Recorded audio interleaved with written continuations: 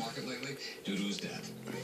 This is a Hawaii newspaper where they ran my photo the day he died.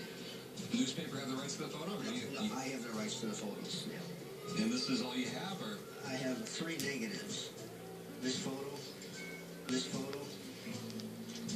and this photo. And what were you looking to do with them? You want to pawn them? You want to sell them? Looking to sell the rights to the negatives. Okay.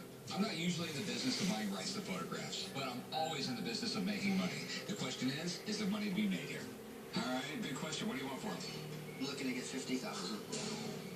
The rights to the negatives and everything. When Michael Jackson died, a guy in Japan had called